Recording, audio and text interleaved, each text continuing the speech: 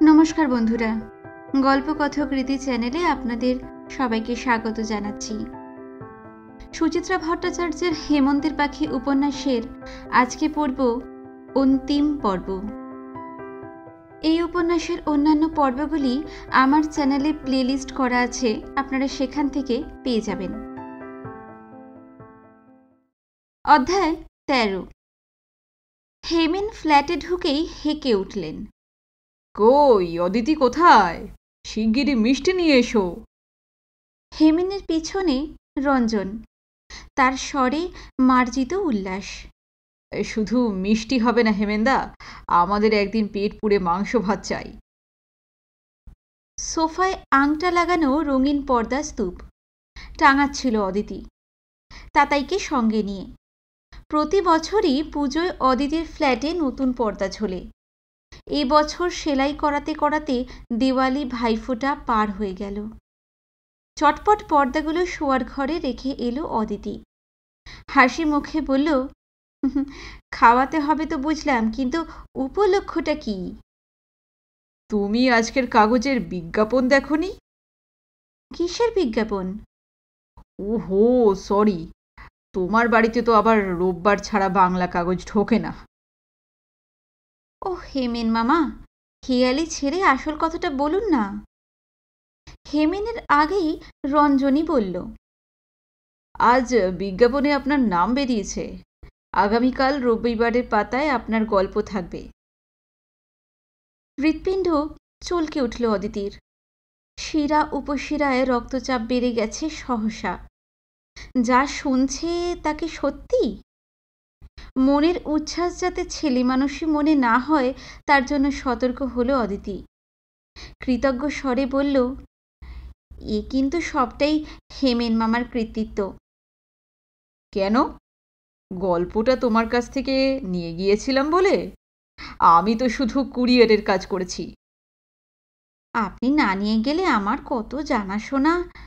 আহ অদিতি, এসব কি কথা? তোমার গল্প তোমার নিজের মেরিটেই বেরোচ্ছে, আমি কাউকে কিছু বলিনি। নিজের লেখা নিয়ে ইনফিরিয়রিটি কমপ্লেক্সে থাকা একদম ভালো নয়। রঞ্জন বলল, আমি প্রথম গল্পটা পড়েই বুঝেছিলাম আপনার মধ্যে ফ্ল্যাশ আছে। এখন আপনার দরকার শুধু অধ্যাবসায়, পড়াশোনা আর অবিরাম লিখে লিখে লেখা আরও সানানো। তাতাই সোফায় বসে কথা শুনছে সকলের। বাইরের মায়াবী হেমন্তের বিকেল অনেকক্ষণ ধরেই টানছে তাকে। পর্দা টাঙানোর মতো নগণ্য কাজে মাকে সাহায্য করতে গিয়ে ইঁদুর কলে আটকে পড়েছিল সে। অতিথিদের আগমনে তার নিম পাতা খাওয়া মুখ বেশ প্রফুল্ল এখন। চনমনে গলায় জিজ্ঞেস করল, খবরের কাগজে গল্প লিখলে টাকা পাওয়া যায় না? সে তো যাই। মজলিসি ভঙ্গিতে বসেছেন হেমেন। কমার্শিয়াল কাগজে লেখা ছাপবে, সম্মান মূল্য দেবে না? মাও পাবে? অবশ্যই। তাতাইয়ের কৌতূহল বাড়ছে। একবার মাকে দেখল, একবার অন্য দুজনকে। বলল, কত দেবে? তা ধরো ৫-৬০০ তো দেবেই, বেশিও দিতে পারে। ওয়াও, ৫০০-৬০০! মা, এটা তোমার জীবনের প্রথম কামাই, তাই না? অদিতি মুখ টিপে হাসল। পয়লা কামাই কিন্তু ব্যাগে পুড়তে নেই মা, পুরোটাই খরচা করতে হয়। অদিতির হাসি অম্লান। তাতাই উঠে পড়ল। আমার কিন্তু চাইনিজ বুক করা রইল মা। তাতাই চলে যাওয়ার পর গল্প গুজব জমে উঠেছে। হেমেন এসেছেন দিন ২০ পর। শেষ যেদিন এসেছিলেন সেদিন অদিতির বাড়ি ভর্তি লোকজন। পার্থ, কাবেরী, বাবাই তো ছিলই, সঙ্গে সুপ্রতিমের ২ বোন ভগ্নিপতি আর তাদের ছেলে মেয়েরাও। পার্থ লখনৌ ফিরে যাওয়ার আগে সেদিনই ছিল ভাই বোনদের শেষ মিলন দিবস। হেমেন মামার সঙ্গে অদিতি ভালো করে কথাই বলতে পারেনি সেদিন। আজ হেমেন গল্পের মেজাজে আছেন।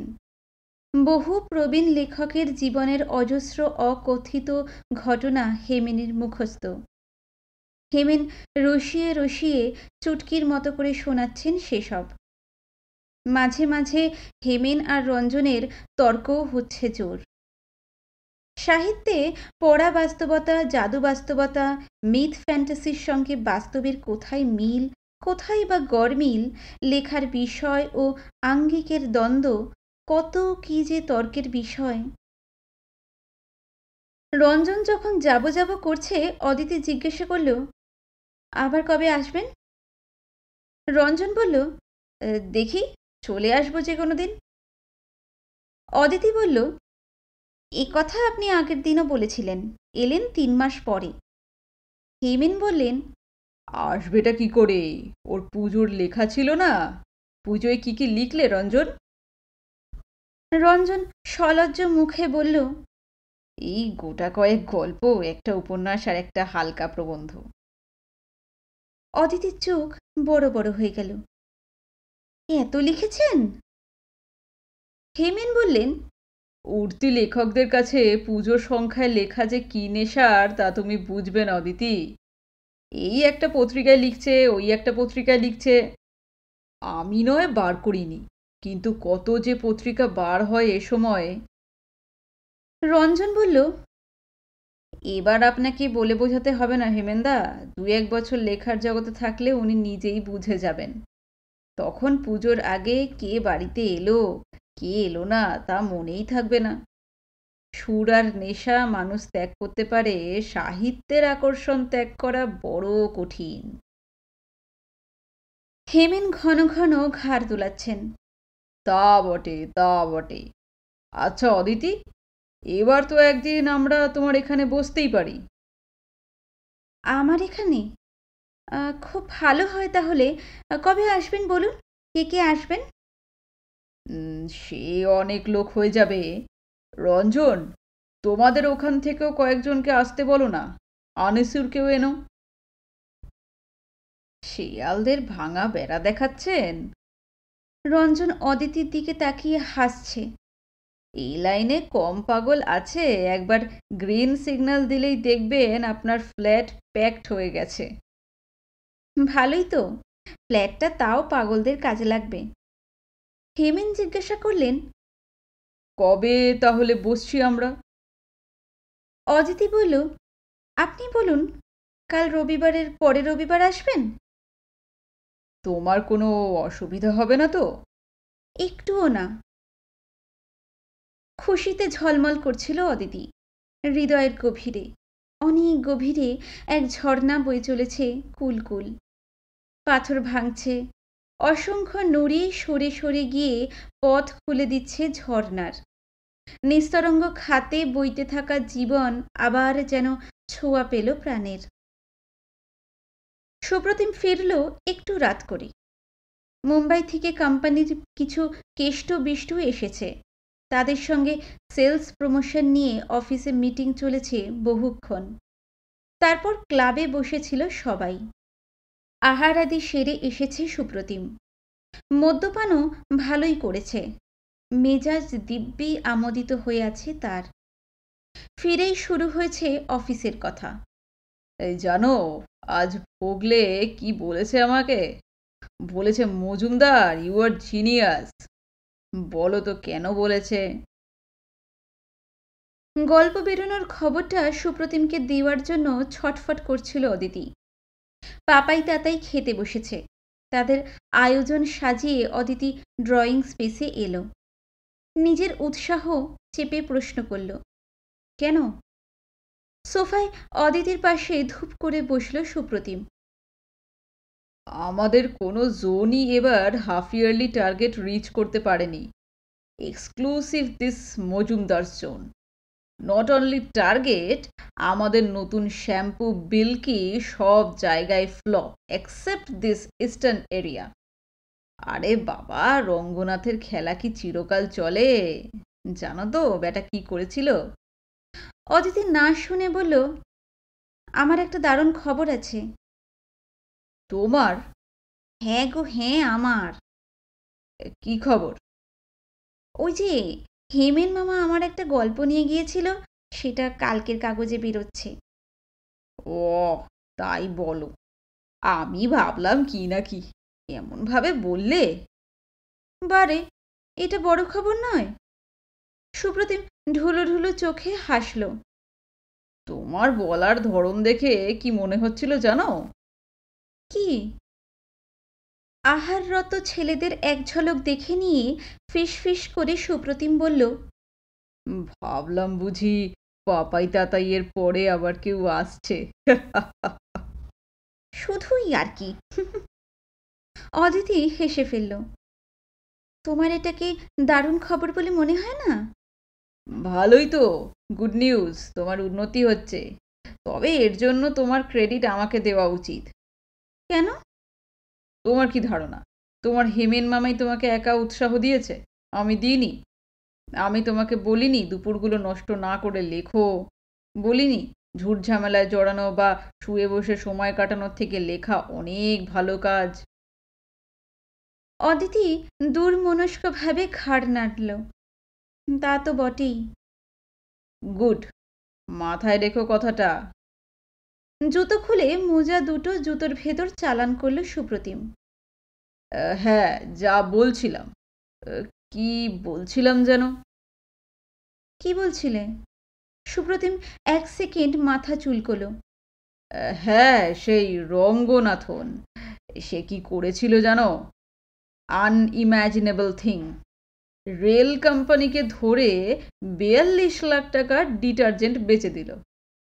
কি করে করলো বলো তো? অদিতি উদাস গলায় বলল, কি করে?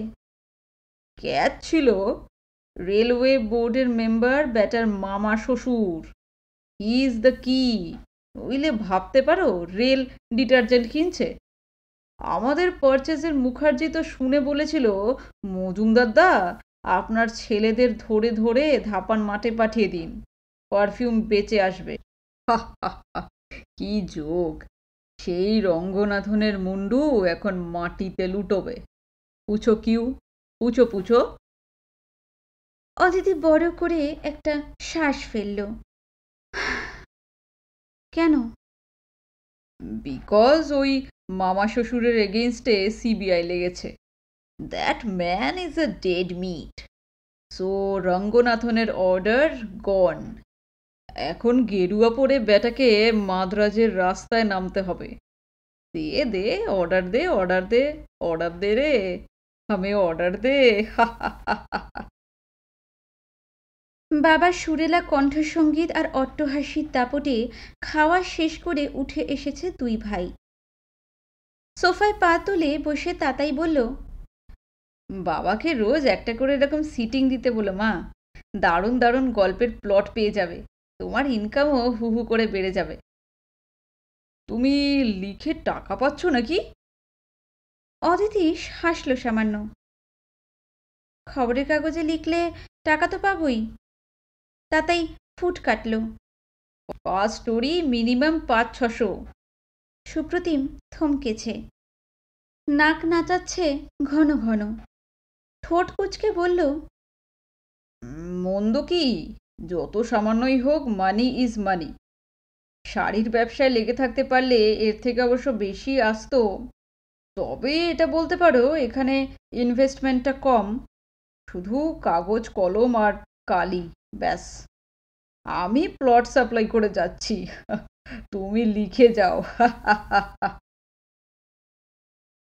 প্রয়োজন ছাড়া পাপাই আজকাল বাড়িতে বিশেষ কথা বলে না। অদিতি, সুপ্রতিম, তাতাই কারোর সঙ্গেই না। তার জিআরই পরীক্ষার আর দিন 15 বাকি। বিএসসির রেজাল্ট বেরোতে মাসখানেক। বাড়িতে যেটুকু সময় থাকে বেশ চিন্তিত দেখায় তাকে। সেও আজ চুপ থাকতে পারল না।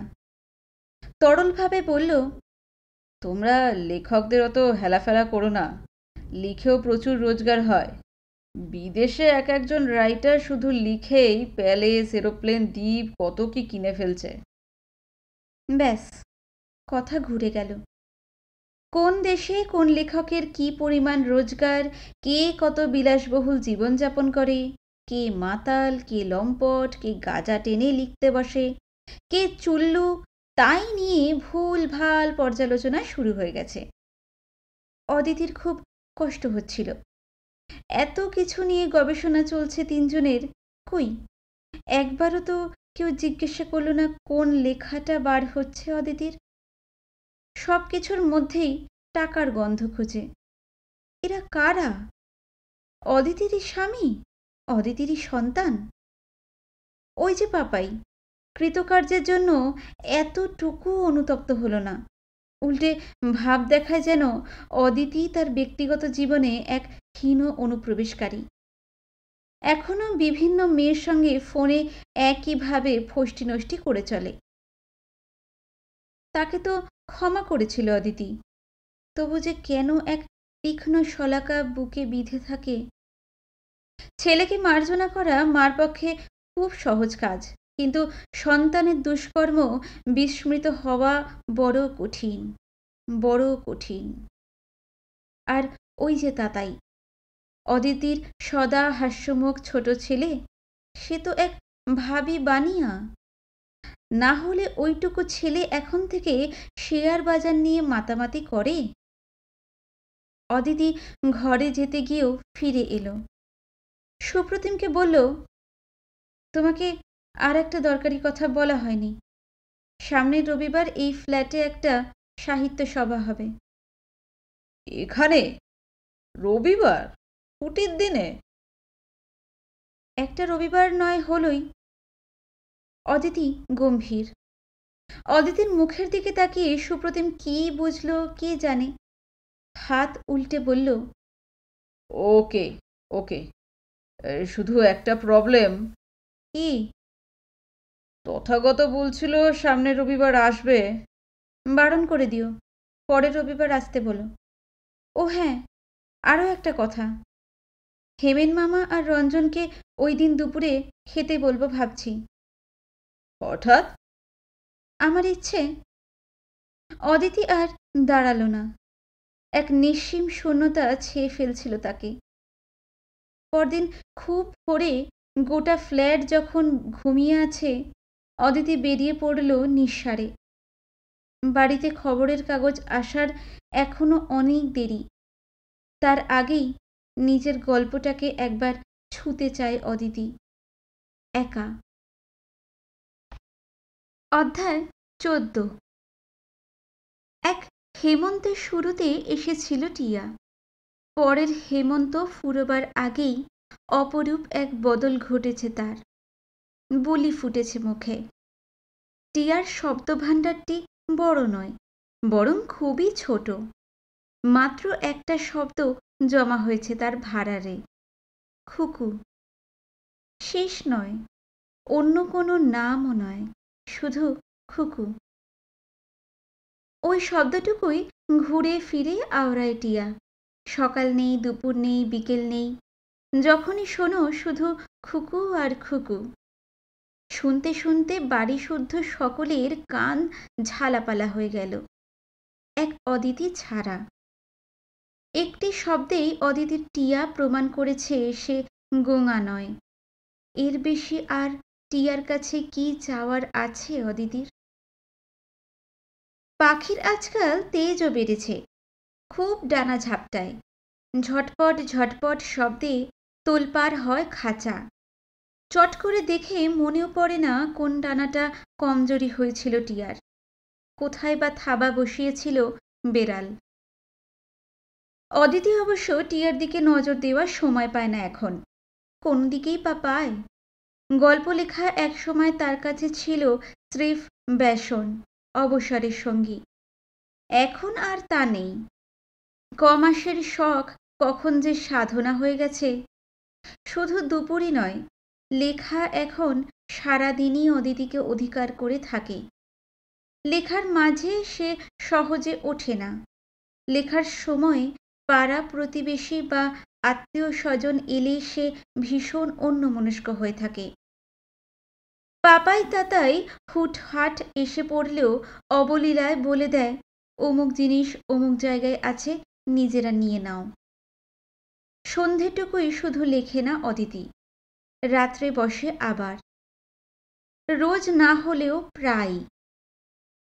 নির্জন রাতে শান্তিভঙ্গের আশঙ্কা থাকে না। অদিতি অনেক বেশি মনোযোগী হয়ে উঠতে পারে তখন। রাতে সাধনাতেও বিঘ্ন এলো। একদিন মাঝরাতে ঘুম ভেঙে গেল সুপ্রতিমের। ফটফটে আলো জ্বলছে ঘরে, মেঝেতে বালিশ নিয়ে উপুড় হয়ে লিখছে অদিতি। সেদিকে তাকিয়ে চোখ রগড়াতে রগড়াতে সুপ্রতিম বলল, কি আরম্ভ করলে, একটু শান্তিতে ঘুমো তো দেবে না? অদিতি বলল, কেন, আমি তো তোমার ঘুমিয়ে পড়ার পর লিখতে বসেছি।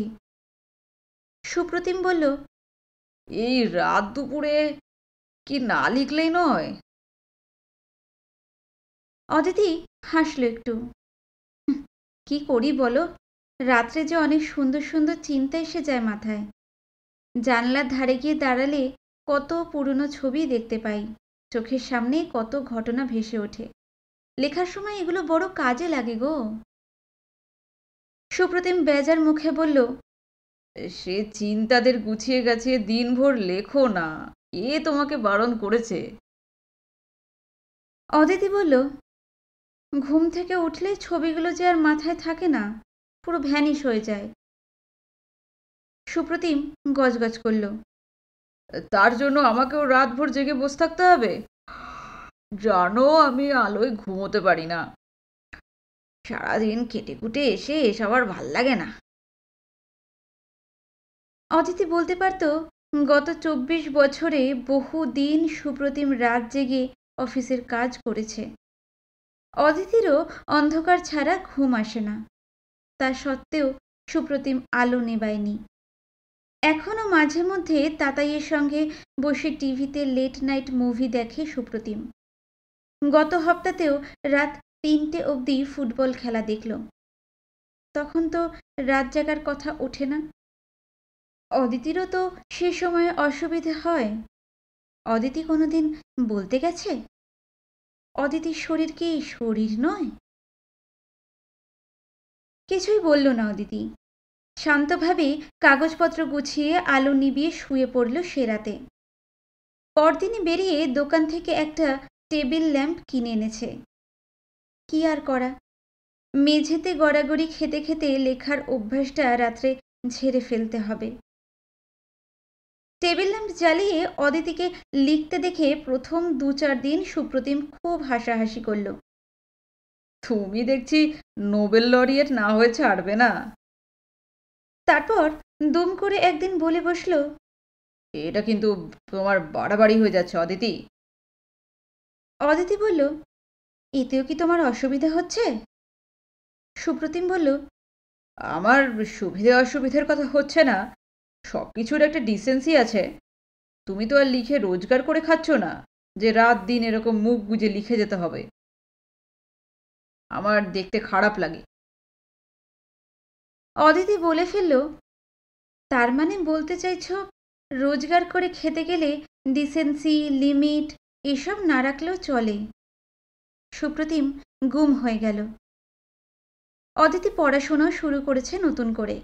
তার এতদিনকার ছোট্ট পৃথিবীটার বাইরেও যে এক বৃহৎ জগৎ আছে তাকে জানার জন্য তার এখন উদগ্র পিপাসা। বিষয় নিয়ে খুব একটা বাছাবাছি নেই অদিতির। গল্প, উপন্যাস, শিল্প সংস্কৃতি, ইতিহাস যা হেমেন মামা এনে দেয় তাই গোগ্রাসে পড়ে ফেলে। গোলপার্কে রামকৃষ্ণ মিশনের একটা বড় লাইব্রেরি আছে, তার মেম্বার হয়েছে অদিতি। সেখান থেকেও বই নিয়ে আসে। রঞ্জনের কাছ থেকে পায় হরেক কিসিমের লিটল ম্যাগাজিন, তাও কম চিত্তাকর্ষক নয়। অদিতির বাড়িতে সাহিত্য সভা শুরু হলো। বেশ কিছু তরুণ লেখকের সমাবেশ ঘটল বাড়িতে। হেমেন এবং রঞ্জনী মূল উদ্যোক্তা। স্বরচিত গল্প পাঠ হলো। অদিতির ড্রয়িং স্পেস কাঁপিয়ে প্রবল তর্ক বিতর্কে তুফান উঠল। গল্প নিয়ে কাটাছেঁড়াও চলল প্রচুর। বিকেল থেকে সন্ধে অদিতির ফ্ল্যাট জমজমাট। হেমেনের সঙ্গে প্রেমতোষের সভাতেও বার কয়েক আরও গেছে অদিতি। তবে সেখানকার পরিবেশ অনেক বেশি গুরুগম্ভীর। তুলনায় অদিতির বাড়ির আসর অনেক স্বচ্ছন্দ। প্রেমতোষের বাড়িতে সবাই প্রায় শ্রোতা। এখানে লেখকদেরই সাবলীল জটলা। কত ধরনের ছেলে যে আসে, কেউ সারাক্ষণ অস্বাভাবিক গম্ভীর, কেউ বা তুবড়ির মতো কথা বলে চলেছে, কেউ অসম্ভব লাজুক, স্বপ্নালু চোখে নিজের গল্পটি পড়ে মাথা হেঁট করে আক্রমণের প্রতীক্ষায় বসে থাকে, কেউ বা সামান্যতম আলোচনাতেও বুনো কুকুরের মতো ক্ষিপ্ত হয়ে ওঠে। সকলের মধ্যেই এক ধরনের উত্তাপ টের পায় অদিতি, সহমর্মীর উত্তাপ, সহধর্মীর উত্তাপ। তরুণদের সান্নিধ্যে বেশি দিন জড়তা বজায় রাখা কঠিন। অদিতি এখন নিঃসংকোচে যে কোনো লেখা সম্পর্কে মতামত প্রকাশ করতে পারে। প্রথম দিনের সভায় এলাহি জলখাবারের বন্দোবস্ত করল অদিতি। লুচি, আলুর দম, ভেজিটেবল চপ, মিষ্টি। নিজের হাতে লুচি ভেজে আনলো সকলের জন্য। চা করল বার 2-3। সেদিন সভা শেষ হওয়ার পরেই হেমেন ধরলেন অদিতিকে। এখানে যতবারই সভা হবে ততবারই এত আয়োজন করবে নাকি? অদিতি বলল, বারে, সবাইকে আমন্ত্রণ করে আনছি। হেমেন বললেন, সে তো এখানে সভা করার জন্য, খাওয়ানোর জন্য নয়। এরপর থেকে তুমি আর এত ঝামেলায় যাবে না। অদিতির মুখ করুণ হয়ে গেল। ওইসব প্রাণবন্ত ছেলেদের খাওয়াতে ভালোই লেগেছে তার। হেমেন মামা শুধু শুধু আপত্তি করছে কেন? বলল, তাহলে নেক্সট সভা থেকে খাওয়া বন্ধ? হেমেন বললেন, বন্ধ করবে কেন? সাহিত্যের যা নির্ভেজাল সঙ্গী তা তো থাকবেই। মুড়ি, বাদাম আর চা। ওই চায়ের কষ্টটুকুই তোমাকে করতে হবে বার কয়েক। তোমার ছেলেদের বলো না তোমাকে একটু হেল্প করে দেবে। অদিতি শুনে হেসেছিল মনে মনে। তার ছেলেরা করবে সাহিত্য সভায় অংশগ্রহণ? সাহিত্যের নাম শুনলেই 2 ছেলে দুদিকে পোঁ পোঁ দৌড়তে থাকে। এত বোরিং, এত বোরিং। পাপাইয়ের জিআরই পরীক্ষা হয়ে গেল। বিএসসির রেজাল্টও বেরিয়ে গেছে। যথারীতি ফার্স্ট ক্লাস পেয়েছে পাপাই। এমএসসিতেও ভর্তি হয়ে গেছে। তবে এখনও তার মন জিআরইর রেজাল্টের দিকে। অদিতি বুঝতে পারে, যাক, যে যেভাবে থেকে খুশি থাকে থাকুক। আশ্চর্যের বিষয়, সুপ্রতিম কিন্তু প্রথম দিনের সাহিত্য সভায় ছিল। হয়তোবা অদিতির অনুরোধ রাখতে, অথবা নতুন ধরনের মজা চাখার বাসনায়। থাকার ফলটা অবশ্য শুভ হলো না। অদিতির পক্ষেও না, সুপ্রতিমের পক্ষেও না। উৎসাহের ঝোঁকে নবীন লেখকদের মধ্যে থেকে এক কোমল দর্শন যুবককে পাকড়াও করল সুপ্রতিম। মুরব্বি চালে আলাপ জমালো ছেলেটির সঙ্গে। আলাপটাই হলো কাল। ছেলেটা এ কথা সে কথার মাঝে ঝপ করে বলে বসল, আপনি তো খুব বড় চাকরি করেন, তাই না? সুপ্রতিম হাসতে হাসতে বলল, বাহ, এই খবরও জানা হয়ে গেছে। কে বলল? এই হেমেন্দা বলছিলেন আপনি নাকি লোটাস ইন্ডিয়ার গোটা পূর্বাঞ্চলে সর্বেসর্বা। না রে ভাই, ওই সেলসটা দেখাশোনা করি আর কি। ছেলেটা টুপ করে বলল, আমাদের কোম্পানি তো বিজ্ঞাপনে অনেক খরচা করে। আমাদের পত্রিকায় একটা বিজ্ঞাপন দিন না। অদিতি সুপ্রতিমের পাশে বসে ছেলেটির কথা শুনছিল। বায়নার সুরে বলল, হ্যাঁ গো, দাও না। হ্যাঁ, তা একটা ব্যবস্থা করা যায়। কি নাম আপনার পত্রিকার? রোহিণী। সুপ্রতিম পেশাদারি স্বরে জিজ্ঞাসা করল, সেল কীরকম? ভালো, বেশ ভালো। লাস্ট ইস্যুটা আমাদের 400 কপি ছাপা হয়েছিল। তার মধ্যে হার্ডলি 60 কপি পড়ে আছে। গোটা 40 কমপ্লিমেন্টারি গেছে, তার মানে 100-3 কপি তো বিক্রি হয়েছেই। সুপ্রতিম তাকালো এদিক ওদিক, বুঝি 2-4টে নিঃশ্বাস নিল। মাত্র 300? কেন, 300 কম নাকি? আমাদের এন্টায়ার কাগজের দাম উঠে গেছে। আর ছাপার খরচ? ওই 2-1টা বিজ্ঞাপনও আসে, বাকি যা শর্ট পড়ে পকেট থেকে যায়। সুপ্রতিম হা হা হাসল। তার মানে আপনার ট্যাকের জোর আছে? জোর থাকলে কি আর বিজ্ঞাপন চাইতাম? টিউশনির টাকায় সব ইস্যু টাইমলি বার করতে পারি না। সুপ্রতিমের চোখ গোল হয়ে গেল।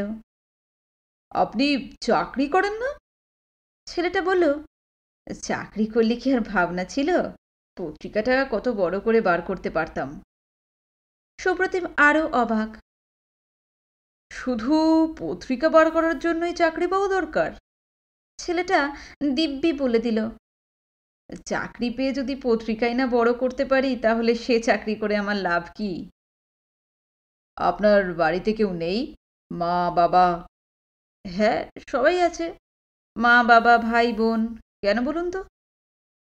সুপ্রতিম ধন্দ মারা মুখে বসে রইল খানিকক্ষণ, তারপর উঠে চলে গেল।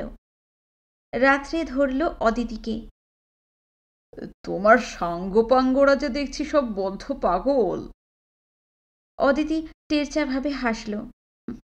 একটা বিজ্ঞাপন চেয়েছে বলে পাগল হয়ে গেল? 300 কপি কাগজ বিক্রি হয়, তার জন্য আমাকে বিজ্ঞাপন দিতে হবে? টাকা কি খোলাম কুচি? অদিতি তর্ক জুড়ল।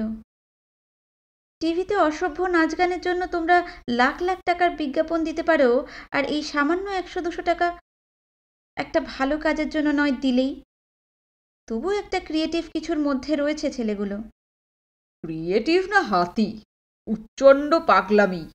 ফ্যামিলির চিন্তা নেই, টাকা উড়িয়ে পত্রিকা বার করা। সবাই কি এক ছাদের হবে নাকি? অফিস আর রোজগার। থাক থাক, জ্ঞান মেরো না। তোমাদের ওই ফালতু ব্যাপারে আমাকে আর জড়াবে না। ব্যাস, হয়ে গেল। আর চোরে কামারে দেখা নেই। দ্বিতীয় সাহিত্য সভার দিন আগরতলায় ছিল সুপ্রতিম। তৃতীয় আসরের দিন প্রথম অতিথি ডোরবেল বাজাতেই চোস্ত পাঞ্জাবির ওপর শাল জড়িয়ে সোজা বেরিয়ে গেল বাড়ি থেকে। ফিরল দুপুর রাতে, পুরো চুর হয়ে, যা সে কদাচ হয়। ফিরেই হুঙ্কার, তোমার সব অপগণ্ডের দল গেছে? অদিতি স্তম্ভিত। সংবিত ফিরে পেয়ে ধমকালো সুপ্রতিমকে। হচ্ছেটা কি? মাঝরাতে ফিরে হল্লা করছো কেন? বেশ করছি, আমার বাড়িতে আমি যা খুশি তাই করব। কোথায় তোমার সেই হারামজাদার দল? ও কি ভাষা? হারামজাদা শব্দের মানে জানো? না, তোমার কাছে শিখতে হবে। চটি খুলে দরজার দিকে ছুড়ল সুপ্রতিম। বেসামাল পায়ে শোয়ার ঘরে গেল। গজরাচ্ছে। খুব ভাষার ধ্বজা ওড়াতে শিখেছে, হ্যাঁ। ওফ, জীবনটা আমার হেল করে দিল। অদিতি শান্ত করার চেষ্টা করল সুপ্রতিমকে। বলল, এরকম করছো কেন? মাসে তো মাত্র একটা দিন। তাই বা হবে কেন? আমার একটা ছুটির দিনে আমারই ফ্ল্যাটে এক পাল সুগ্রীব আর অঙ্গদ নাচানাচি করবে, এ কি মামদোবাজি? অদিতি তাড়াতাড়ি দরজা ভেজিয়ে দিল। কি আরম্ভ করলে কি? পাপাই তাতাইয়ের ঘুম ভেঙে যাবে যে। যাক, সবাই শুনুক। স্খলিত পায়ে দরজা খুলে দিয়েছে সুপ্রতিম। এই পাপাই, এই তাতাই, তোরাই বল, এ কি মামদোবাজি? অদিতি টেনে হিঁচড়ে সুপ্রতিমকে বসিয়ে দিল বিছানায়। হিস হিসিয়ে উঠল। আমার বন্ধুরা এখানে আসে বলেই যত রাগ, তাই না? তোমার বন্ধুরা যে সারা সন্ধে তাণ্ডব করে যায় তার বেলা। সুপ্রতিম ফুঁসে উঠল। আমার বন্ধুরা তোমার ওই লাফাঙ্গাদের মতো ভিকিরির বাচ্চা নয়। ওর থেকে শালা এক বুড়ো ভাম মামা জুটেছে, মাথাটা একেবারে চিবিয়ে ঝরঝরে করে দিল। তোকে লেখিকা বানানোর জন্য তার কি এত ইন্টারেস্ট? হ্যাঁ, গাধা গাধা ছেলে এনে আমার ফ্ল্যাটে ঢুকিয়ে দিচ্ছে, যখন তখন তোমাকে নিয়ে বেরিয়ে যাচ্ছে। মানে কি এসবের, বোঝো? অদিতি স্তব্ধ হয়ে গেল। কার্নিশের বেড়ালটা যেন হৃৎপিণ্ডে নখের আঁচড় টানছে। যন্ত্রণায় কুকড়ে আসছে শরীর। কেটে কেটে বলল, মাতলামি ঝোঁকে তুমি কি বলছো তুমিই জানো। একটা কথা শুনে রাখো, আমার বন্ধুরা এখানে আসবে, আমার মামাও আসবে। এটা যেমন তোমার ফ্ল্যাট, আমারও ফ্ল্যাট। তোমার বাপ দাদা এই ফ্ল্যাট উইল করে দিয়ে যায়নি, এটা আমার রোজগারের টাকায় করা, বুঝেছ? সংসারের পেছনে আমার বুঝি কোনো খাটুনি নেই? তার বুঝি দাম নেই? চোপ, একটা কথাও নয়। মাগনা খাটছ, যা চাও তাই তো দেওয়া হয়। সুপ্রতিম অসংলগ্ন স্বরে চেল্লাচ্ছে, আমার ফ্ল্যাটে এসব আর চলবে না। I do hereby declare. Aditi মাথা হেট করে দাঁড়িয়ে আছে। প্রায় শোনা যায় না এমন স্বরে বলল, এ কথা এতদিন পরে মুখ থেকে বেরোলো? আগেও বলতে পারতাম, বলিনি। মার্সি, ওয়াচ করছিলাম, ভেবেছিলাম কাজকর্মে নেই, একটা কিছু নিয়ে থাকবে। সাহিত্য ফাহিত্য অনেক হয়েছে, এবার ওসব ছাতার মাথা বন্ধ করো। এটা হলো গিয়ে home, a place of happiness. এখানে আমাদের সুখ বিঘ্নিত হওয়া আমি অ্যালাউ করব না। অদিতি চৈতন্যের শেষ সীমায়। মাতালের প্রলাপ না মনের কথাই উগরে দিচ্ছে সুপ্রতিম। হৃদয়ের গভীরে, অনেক গভীরে কোথায় যেন একটা ভূমিকম্প হচ্ছে টের পাচ্ছিল অদিতি। 24 বছর ধরে গড়ে ওঠা ধারণার ইমারত। অদিতি এই সংসারে চালিকা শক্তি, ভেঙে চুর চুর হয়ে যাচ্ছে যেন। নিঃশ্বাস বন্ধ করে অদিতি বলল, বেশ, তোমরা যা চাও তাই হবে। বাতাসে এখন হিমরেণু। দূরের পর্বত তার জমাট দুঃখে নিঃশ্বাস পাঠাচ্ছে এই শহরে। নিজের ডানায় ঠোঁট গুজে ওম খুঁজছে পাখি। বড় শীত, এত শীত যে হাড় মজ্জা কাঁপছে অদিতির। বিড়বিড় করতে করতে ঘুমিয়ে পড়েছে সুপ্রতিম। একটা পা খাটের বাইরে ঝুলছে। অদিতি পাটা তুলে দিল বিছানায়, নরম লেপে ঢেকে দিল সুপ্রতিমকে, মশারি টানালো। মেঝেতে লুটিয়ে থাকা সুপ্রতিমের শাল গুছিয়ে রাখল ওয়ার্ড্রবে। আলো নিবিয়ে লেখা চেয়ারে এসে বসেছে অদিতি। বসেই আছে। সুইচ টিপে অদিতি টেবিল ল্যাম্প জ্বালালো। মুহূর্তে ঘরের কোণ ঝলসে উঠেছে আলোয়। পরক্ষণে নেবালো। অন্ধকার। আবার জ্বালালো বাতি, আবার নেবালো। জ্বালাচ্ছে, নেবাচ্ছে, জ্বালাচ্ছে। অনেক প্রশ্ন, অনেক প্রশ্ন। দিন পাঁচেক পর একদিন ছোট ননদের বাড়ি গেল অদিতি। দুদিন ধরে ফোন আসছে।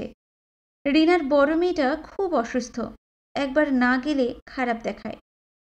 গিয়ে দেখল জ্বর একটু কমেছে, তবে সাংঘাতিক কাশিতে ভুগছে মেয়েটা। ডাক্তার সন্দেহ করছে ব্রঙ্কাইটিস। এক্স-রে করতে বলেছে। হয়েও গেছে আজ। রিনার বর অফিস থেকে ফেরার পথে রিপোর্টটা আনবে। ডাক্তারকে রিপোর্ট দেখিয়ে রিনার বর বাড়ি ফিরল দেরিতে। অদিতি অপেক্ষা করছিল। এক্স-রেতে কিছু পাওয়া যায়নি। সাধারণ কাশি, কাফ সিরাপ দিয়েছে ডাক্তার। রিনার বরের সঙ্গে কথাবার্তা বলে বেরোতে বেরোতে 9টা বেজে গেল অদিতির। বাড়ি ফিরে অদিতি দেখল সুপ্রতিম সকাল সকাল ফিরে এসেছে আজ। সেন্টার টেবিলে পা তুলে শরীরে শাল মুড়ে একটা অ্যাকশন ফিল্ম দেখছে টিভিতে। অদিতিকে দেখে বলল, কেমন আছে রিঙ্কি? অদিতি এখন চুপচাপ হয়ে গেছে খুব। প্রবল এক অভিমানে বুকের ভেতরটা পুড়ে গেছে তার, কিন্তু মুখে সে কিছুই প্রকাশ করল না। নিয়ম মতোই কাজকর্ম করে যাচ্ছে সংসারের, যেখানে যা কর্তব্য আছে পালন করছে। দুপুরবেলা এক অপ্রতিরোধ্য মানসিক তাড়নায় লিখতেও বসেছিল দুদিন। শুধু বাড়ির কারোর সঙ্গে অদিতি যেছে কথা বলছে না। ছেলেদের অবশ্য তাতে কিছু যায় আসে না। মার কোনো পরিবর্তন এলেও তাদের এখন দেখার চোখ কোথায়, অথবা সময়। যে যার মনে বেরিয়ে যায়, ফেরে, খায়, শুয়ে পড়ে এবং রুটিন মাফিক হুকুম ছুড়ে যায় মাকে। সুপ্রতিমও তার সেদিনের ব্যবহারের জন্য খুব একটা অনুতপ্ত বলে মনে হয় না। যেন সেদিন নেশার ঝোঁকে কিছুই তেমন হয়নি, যেন সেদিন কিছুই তেমন বলেনি অদিতিকে। শীতটা জাঁকিয়ে এসেছে। খালি পা মেঝেতে পড়লে ছ্যাঁত করে। বাইরের চটি ছেড়ে হাওয়াই চপ্পল পায়ে গলালো অদিতি। বলল, ভালোই আছে, কাশিটা জ্বালাচ্ছে একটু। সিরিয়াস কিছু? না। সুপ্রতিম টেবিলে পা নাচাচ্ছে। এদিকে তো একটা ভালো খবর আছে। অদিতি কৌতূহল দেখালো না।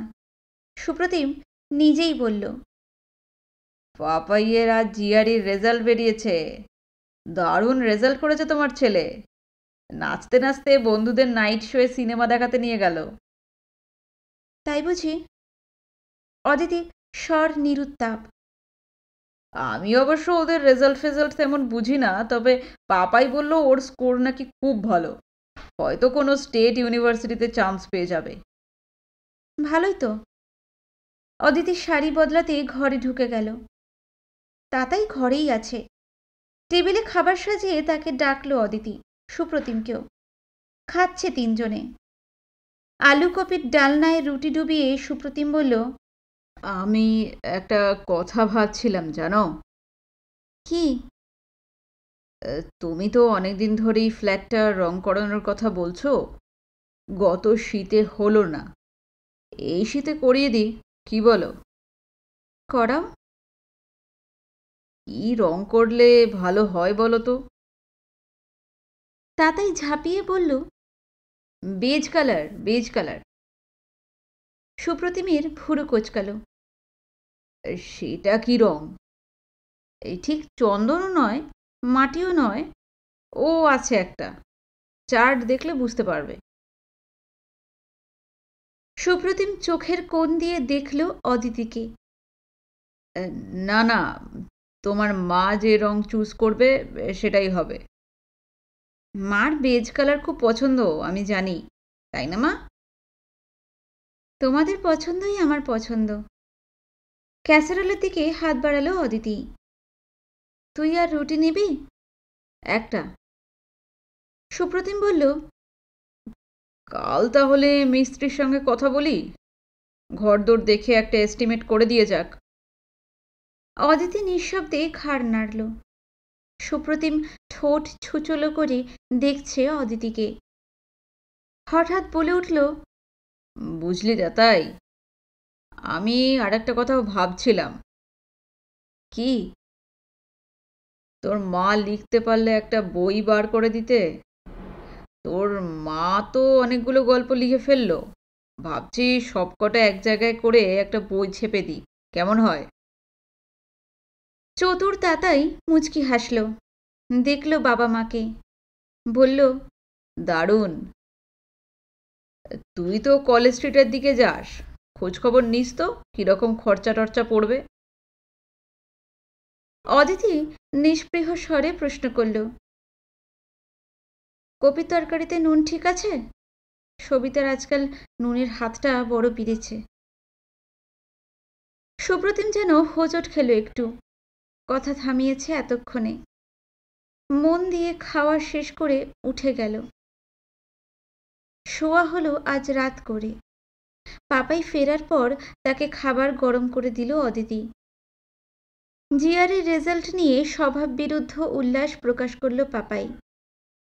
অদিতিও হাসল, মাপা হাসি। লেপের তলায় ঢুকে সুপ্রতিম বলল, তোমার কি হয়েছে বলো তো? অদিতি আলো নিভিয়ে দিয়েছে। আলগাভাবে বলল, কিছু না তো। তুমি কি আমার উপর রেগেই থাকবে ফুল? নেশার ঢোকে কি বলে ফেলেছি। অদিতি বলল, আমাকে দেখে কি মনে হয় আমি রাগ করে আছি? একটা ভালো খবর পেলে, দুটো এক্সাইটিং প্ল্যান শোনালাম, তোমার মুখে হাসি নেই কেন? কোনটা তোমার এক্সাইটিং প্ল্যান? বাড়ি রং করা, না আমার বই ছেপে দেওয়া? অন্ধকারে চুপ সুপ্রতিম। নীরবতায় ঘরের অন্ধকার আরও গাঢ় যেন, তলহীন, মিশমিশে। হঠাৎ সুপ্রতিম হাত বাড়িয়ে ছুঁল অদিতিকে। দেখো ফুল, আমাদের বিয়ের 25 বছর হতে চলল। তুমিও আর কোণে বউটি নেই, আমিও আর সেই নার্ভাস বর নয়। এখন কি আমাদের মধ্যে কোনো মান অভিমান খেলা সাজে? আমরা দুজন দুজনকে হাতের তালুর মতো চিনি। এখন কি আমাদের মধ্যে কোনো মিসআন্ডারস্ট্যান্ডিং আসা উচিত? অদিতি উত্তর দিল না। সুপ্রতিম আর একটু ঘন হয়েছে। হ্যাঁ, ছোটোখাটো ভুল বোঝাবুঝি হয়, হতেই পারে। তুমিও জানো আমি তোমাকে কতটা ভালোবাসি, আমিও জানি তুমি আমাকে কতটা ভালোবাসো।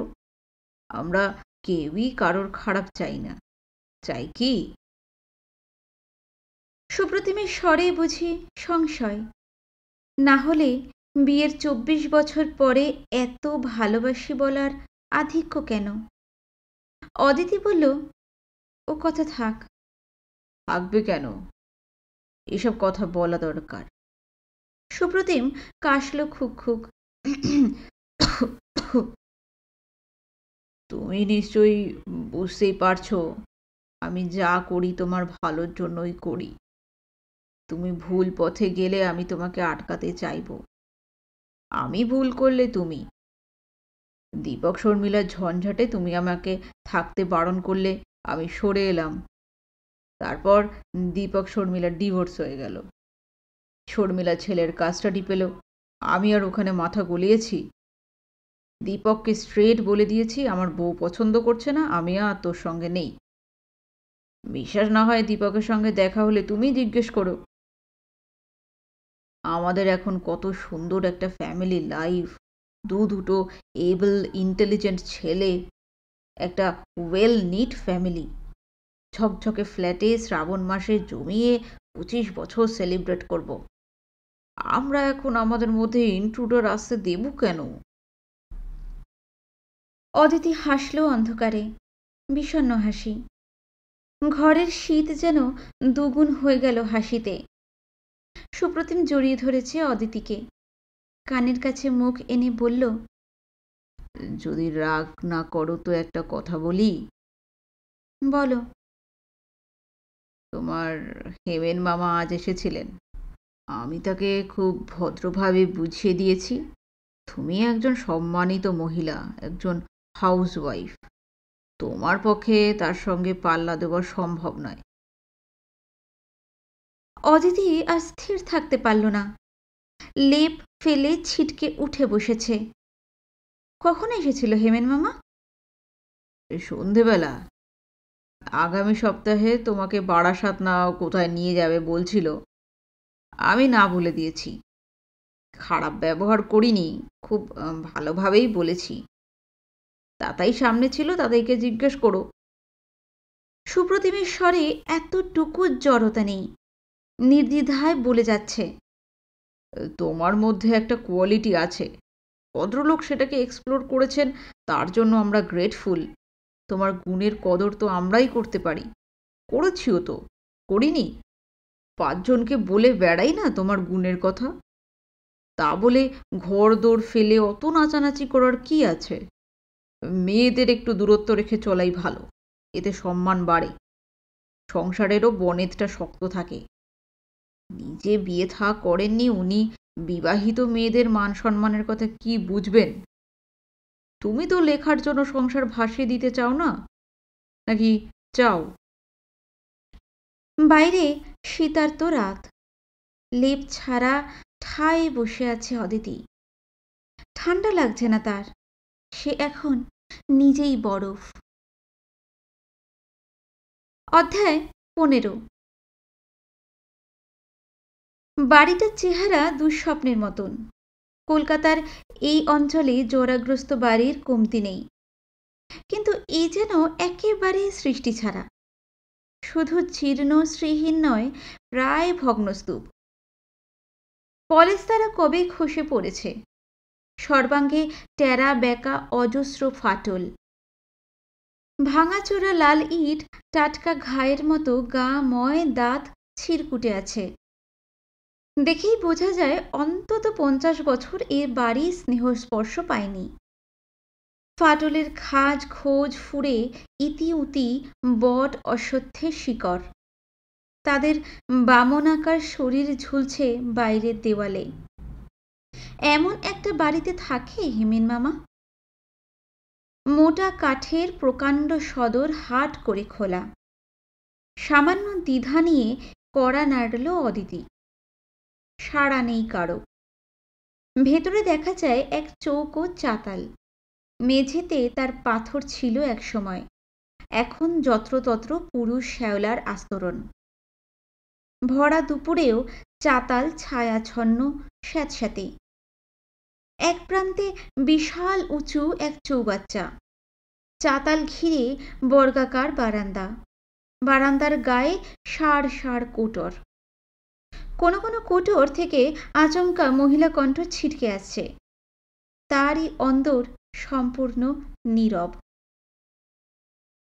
কে যেন কাকে খুব জোরে বকে উঠল। একটা বাচ্চা কাঁদছে। অদিতি অসহিষ্ণু হয়ে পড়ছিল। কেউ বেরোয় না কেন? ভুল বাড়িতে এলো নাকি? ঠিকানাটা বোধহয় ছোট মামার কাছ থেকে ঠিকঠাক জেনে এলেই ভালো হতো। ভুলই বা কি করে হয়? হেমেন মামা যে রকম বলেছিল তাতে তো এইবারই হওয়া উচিত। হাতিবাগানে নেমে বা ফুটপাথ ধরে সেন্ট্রাল এভিনিউয়ের দিকে এগোলে বা দিকের প্রথম রাস্তা, রাস্তার বা দিকের দ্বিতীয় গলি। গলিতে ঢুকে ডান হাতের 4টে বাড়ি ছেড়ে পঞ্চম বাড়িটাই তো। হৃদয়ের উত্তেজনা অদিতিকে তাড়িয়ে এনেছে আজ। কিন্তু কেন এলো অদিতি? সুপ্রতিমের হয়ে ক্ষমা চাইতে? হেমেন মামা ক্ষমা করলেই কি সুপ্রতিমের দোষ মুছে যাবে, নাকি হেমেন মামার সামনে হাউ হাউ করে কাঁদবে অদিতি? সেটা কি বেশি মেলোড্রামাটিক হয়ে যাবে না? ফিরে যাবে অদিতি? এতটা পথ উজিয়ে এসে? অদিতি আবার কড়া নাড়ল, এবার বেশ জোরে। সারা মিলেছে। এক প্রৌঢ়া চাতালে, ভারী শরীরটি ইট চাপা ঘাসের মতো সাদাটে। গোলাকার মুখমণ্ডল বিরক্তিতে ভরপুর। হাত নেড়ে বলল, আমাদের কিছু লাগবে না বাপু। অদিতি সামান্য ঘাবড়ে গেল। কালো জরিপার ক্রিম রঙে তাঁতের শাড়ি পরে আছে, বেশ দামি শাড়ি। গায়ে কাশ্মীরি শাল, কাঁধে ভ্যানিটি ব্যাগ ঝোলা নয়। তাও মহিলা তাকে সেলস গার্ল ভেবে বসল। অদিতি মরিয়া হয়ে বলল, না মানে আমি একটা দরকারে এসেছিলাম। প্রৌঢ়া যেন বধির। অদিতির দিকে পিছন ফিরে উঁচু দড়ি থেকে শাড়ি নামাচ্ছে। শুকলো শাড়িটা কাঁধে ফেলল। ঘরের দিকে এগোতে এগোতে ঘাড় ঘুরিয়েছে। দাঁড়িয়ে কেন? বললাম তো কিছু নেব না। অদিতি ঠোঁট নাড়ার আগেই এবার উল্টো দিকের ঘর থেকে বেরিয়ে এসেছে এক তরুণী। তুলতুলির বয়সী, ফুরফুরে রঙিন প্রজাপতির মতো হাবভাব। ঘড়ি বাজছে হাতে, মুখ চোখে ভীষণ তাড়া। বারান্দা বেয়ে তরতরিয়ে অদিতির সামনে চলে এলো মেয়েটা। কি আছে, কি আছে, চটপট দেখান। অদিতি গম্ভীর মুখে বলল, আমি একজনকে খুঁজতে এসেছি, তুমি আমাকে একটু হেল্প করতে পারো? ও তাই বলুন। মেয়েটা যেন একটু হতাশ। কাকে খুঁজছেন? হেমেন্দ্র নারায়ণ মল্লিক, বহতা পত্রিকার সম্পাদক। এই বাড়িতেই থাকেন কি? মেয়েটা রীতিমতো চমকেছে, হাঁ করে দেখছে অদিতিকে। আপনি ছোট দাদুকে খুঁজছেন? অদিতি স্বস্তির নিঃশ্বাস ফেলল। আন্দাজে আশাটা ভুল হয়নি। মেয়েটা অপসৃত প্রৌঢ়ার দরজার দিকে তাকিয়ে নিল একবার। উনি কিছু বললেন না? অদিতির ভুরুতে ভাঁজ বাড়ছিল। না, কেন? ওই রকমই স্বভাব। সেদিন আমার কলেজের একটা বন্ধু এসে ফিরে গেছে। অন্য দিন হলে মেয়েটার কথা শুনে হয়তো হাসত অদিতি। আজ কি জোর স্বরে বলল, হেমেন মামা মানে হেমেন বাবু কি আছেন? ছোট দাদু আপনার মামা? হ্যাঁ, আছেন উনি। কে জানে ছোট দাদু কখন বাড়িতে থাকে কখন থাকে না। হালকাভাবে কথাটা বলে কি ভাবল মেয়েটা। এক কাজ করুন, সিঁড়ি দিয়ে দোতলায় উঠে যান। ডান হাতে 3টে দরজা ছেড়ে 4th ঘরটা দেখবেন। যদি তালা ঝোলে তো নেই। খয়াটে উঁচু উঁচু ধাপ, নড়বড়ের রেলিং। সাবধানে উঠছিল অদিতি। ছোট মামা বলতো, হেমেনদের বাড়ি দেখে মাথা ঘুরে যায়। ঘোরেই বটে। এই সিঁড়ির কথাই কি বলেছিল মামা? 4র্থ দরজার সামনে পৌঁছে বুকটা ফাঁকা হয়ে গেল অদিতির। তালাই ঝুলছে। কিংকর্তব্য বিমূঢ় হয়ে অদিতি তবু দাঁড়িয়ে রইল কয়েক সেকেন্ড। এক বৃদ্ধা বেরিয়ে এসেছেন পাশের ঘর থেকে। পিটপিট চোখে দেখছেন অদিতিকে। অদিতি আমতা আমতা করে প্রশ্ন করল, হেমেন মামা এই ঘরেই থাকেন তো? লোল চর্ম বৃদ্ধার দন্তহীন মুখে আরও খানিক ভাঙচুর। কে মামা? হেমেন মল্লিক? ও, ঠাকুরপো এখনো ভাগ্নিও জোটানো শুরু করেছে? এতদিন তো হাঁটুর বয়সী সব ভাইদেরই দেখতাম। বৃদ্ধার মুখে নিঃসীম অবজ্ঞা। তা বাছা, সে তো নেই। কখন ফিরবেন? অদিতিও গলাটাকে একটু কড়া করেছে এবার। বৃদ্ধা আপাদমস্তক জরিপ করে নিলেন অদিতিকে। তারপর হাত নেড়ে বললেন, বলতে পারবো না। সে কি কাউকে কিছু বলে যায়? একটা খবর দিতে পারবেন? বলবেন সেলিমপুর থেকে অদিতি মজুমদার এসেছিল। পারবো না। চিরকুটে লিখে ঘরে ঢুকিয়ে দিয়ে যাও। অদিতির বিষণ্ণ মেজাজ তিরিক্ষি হয়ে গেল। পাশের ঘরে থাকেন, কথা শুনে মনে হচ্ছে বৌদি একটা খবর পর্যন্ত দিতে পারবেন না। পাশের ঘরে থাকি বলে কি অপরাধ করেছি বাছা? সে তো আমাদের সংসারের লোক নয়। বিভুই থেকে যখন ফিরল কত আদর করে বললাম, ঠাকুরপো তুমি আমাদের সংসারে থাকো, পেনশনের টাকা থেকে যা পারো দিও। 2 মাস খেয়েই বাবু রাগ দেখিয়ে হোটেলে খাওয়া শুরু করলেন। অমন লোকের সঙ্গে আমাদের সম্পর্ক কি বাছা?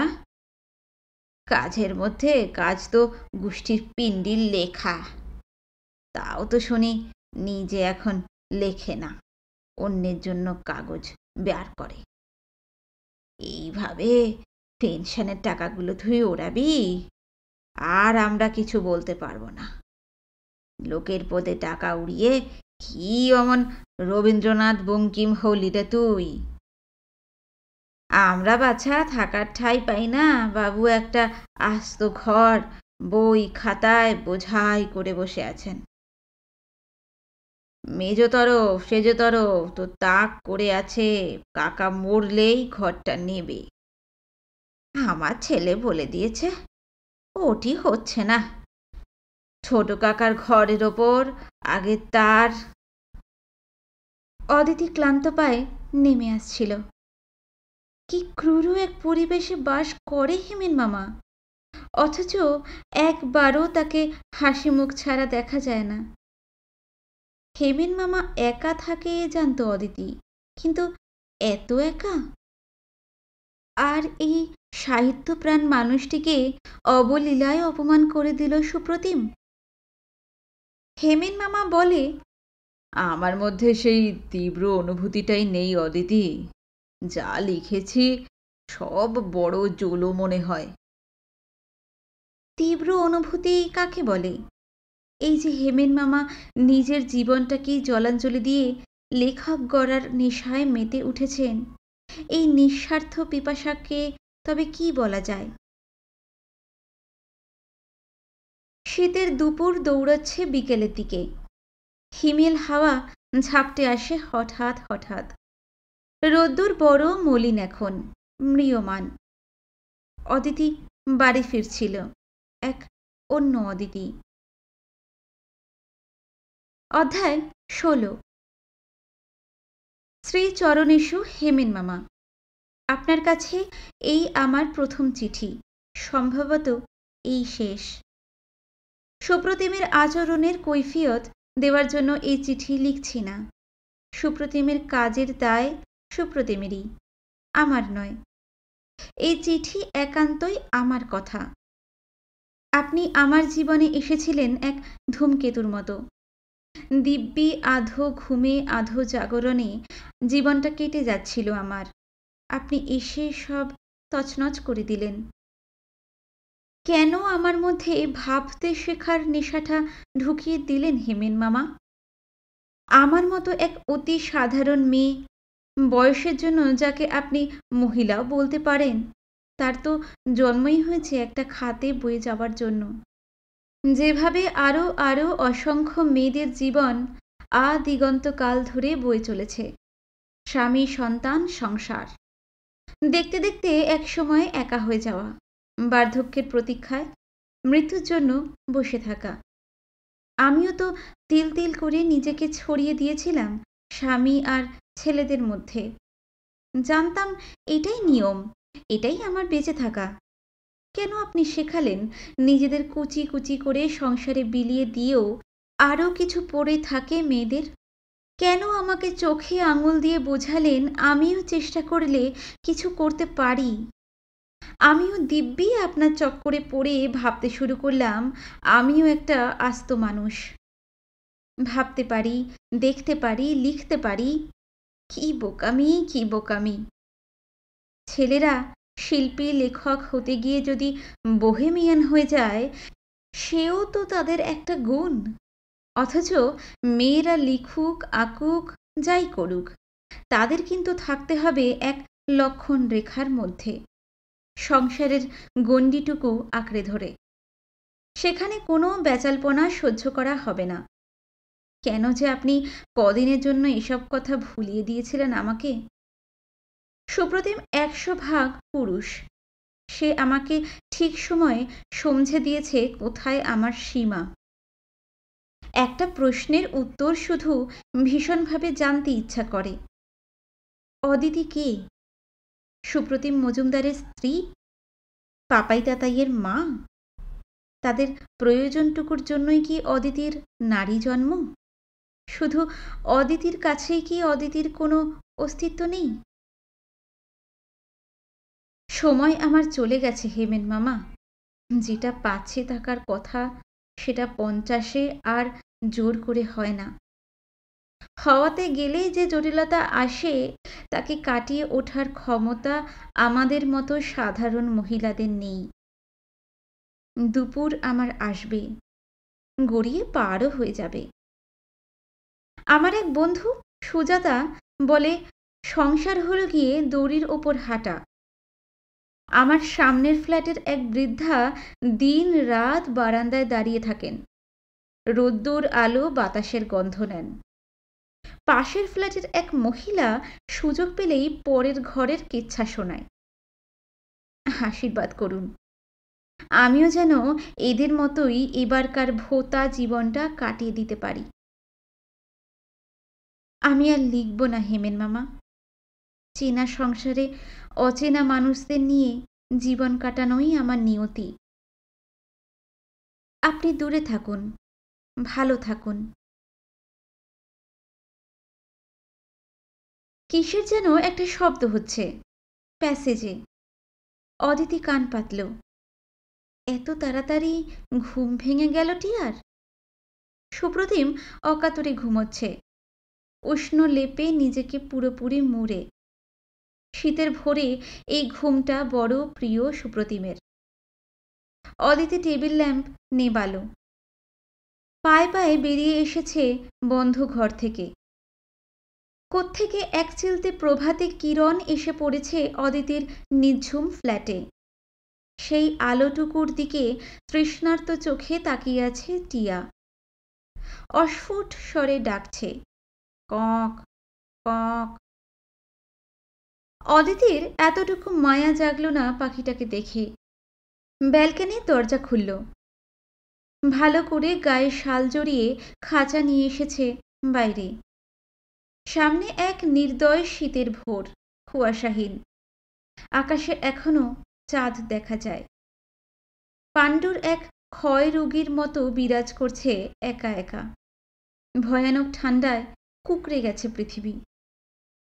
অদিতি টিয়ার দিকে তাকিয়ে ঠোঁট বেঁকিয়ে হাসল। খিরে, ওর আর শখ হয়েছে? টিয়া আওয়াজ করল, কক কক। ডানায় জোর আছে তোর? উঠতে পারবি? টিয়া একটু নিচে উঠল। Cock cock. অদিতি খাঁচার দরজা খুলল, ঝটকা টানে বার করল পাখিটাকে। সঙ্গে সঙ্গে কোমল উত্তাপ চারিয়ে গেছে শরীরে। টিয়া ডেকে উঠল, খোকো খোকো। অদিতি হিংস্র চোখে তাকালো। খুকু মরে গেছে, তুইও মর বলেই পাখিটাকে ছুড়ে দিয়েছে গ্রিলের বাইরে। ডানা ঝাপটাতে ঝাপটাতে পড়ছে পাখি, টলতে টলতে উড়ছে। ভূমির কাছে গিয়েও নিজেকে টেনে নিয়ে গেছে কার্নিশে। অদিতি দাঁতে দাঁত ঘষল, বিড়বিড় করে বলল, খাক, তোকে বিড়ালেই খাক। পাখি কি শুনতে পেল? কার্নিশ ছেড়ে সা করে উড়ে গেল সামনের ফ্ল্যাটের ছাদে। বসেছে টিভির অ্যান্টেনায়। দূর থেকে একবার ঘাড় ফেরালো অদিতির দিকে। তারপর মুখ ঘুরিয়ে নেমে এলো গুলমোহর গাছে। সেখান থেকে উড়ে যাচ্ছে আবার। উড়ছে উড়ছে। দেখতে দেখতে দৃষ্টিসীমার বাইরে চলে গেল পাখি। অদিতির শরীরে কাঁটা দিয়ে উঠল। উড়ে গেল পাখিটা দুর্বল ডানা নিয়ে।